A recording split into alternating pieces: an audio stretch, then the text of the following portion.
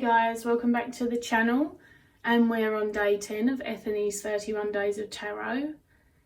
Today is share some of my tarot decks that have been long lost in my collection that I want to reconnect with. I nearly skipped this one because there are no tarot decks that are lost to my collection. I'm pretty active at this stage of my collection. It's not that I am always constantly using everything because that's impossible, but in terms of size and management, my collection's not too big for me to have regular engagement with my decks, and if I don't, it's pretty much only the Rider-Waite-Smith, because it's kind of there for historical and learning purposes, and that's really it.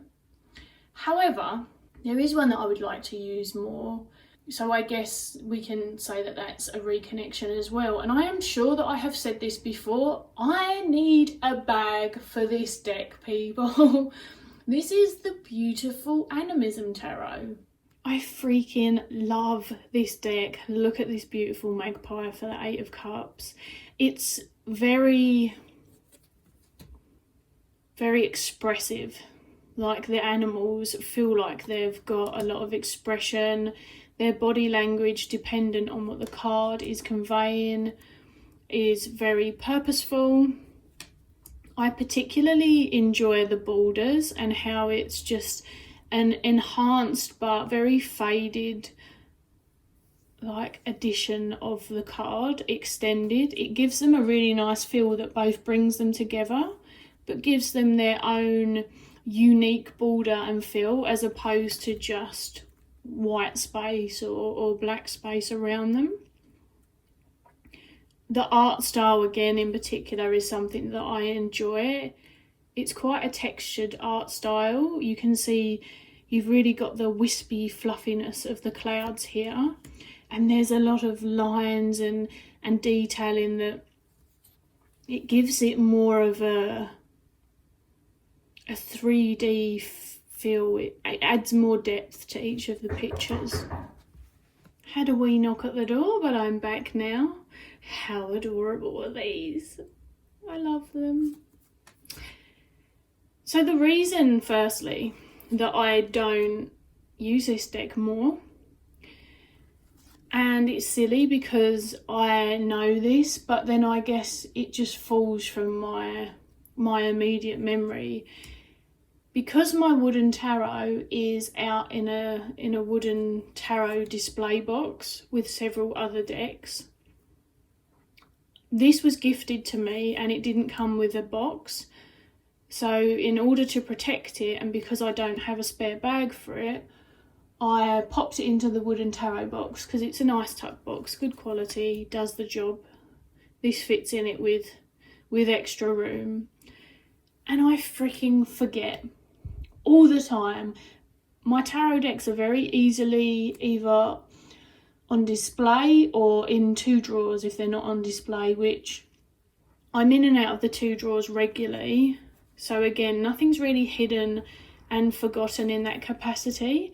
But I think I just look over the box, know that I've got the wooden tarot out, and then this little gem sits in there for ages until I'm kind of prompted to remember.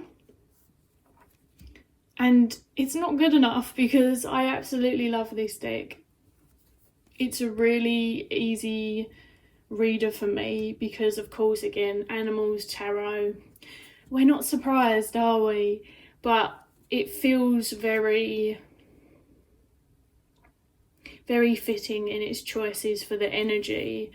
And I like that some of the animals, they're not necessarily the most obvious choices in terms of the element for the associated suit, but they really make sense for the card that they're depicting. Some of them are more sort of obvious, but again, every single one just really fits. How beautiful is this for justice? This is possibly one of the most interesting justice cards I've ever seen. This for the 9 of Wands, very powerful, kind of heartbreaking yet empowering, because actually this elephant's like, fuck the circus, and you can see the rest of the wands, they've been snapped. There's kind of a power vibe going on with this card. I can't talk because I've filmed a few in a row, you see. It's everything. It's the colours, it's the feel of it. It's a really, really fantastic, underrated animal deck that maybe not necessarily for beginners, although you can see it's pretty Rider-Waite-Smith. Although I appreciate here in the Ten of Swords that there's no blood, which I've got decks that have got stabbed animals, and I'm perfectly fine with those, but I do appreciate this still.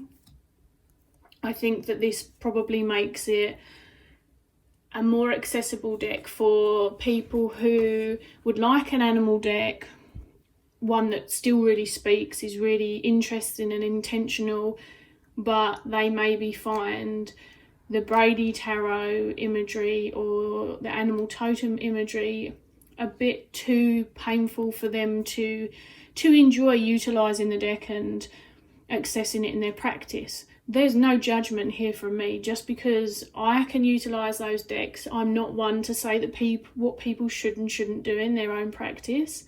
And if that is a thing for you, then this deck moves away from that. I love the sloth for the Four of Cups. Oh, it's just a really, really powerful, both equally poignant but yet fun kind of feeling to it, and is my favourite Judgment card ever. It's one of my absolutely favourite art styles. I'm going to just end up gushing, so I'm going to stop. It does have these cool reversible bags. And it comes with either a PDF downloadable book, or I believe nowadays you can also buy a copy of the book. I'm not sure if the creator, and I cannot remember their name unfortunately, because I do only have the PDF book and I don't have a box. So I don't have their name readily available, I'm afraid. I think that they sell them directly off of Etsy, or at least they used to, but I believe that they're produced through Make Playing Cards. But I don't know if you can get them from there or not. But as I say, it's called the Animism Tarot, so it's worth looking up and seeing if it's around or not. I'm really sorry that I haven't got that information for you. Normally I would have, but as I say, I just wanted to continue joining in and catch up whilst I had a chance.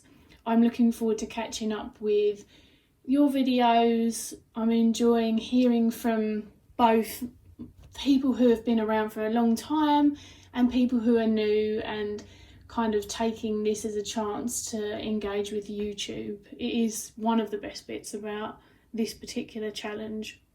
And I will catch you all again soon for the next prompt.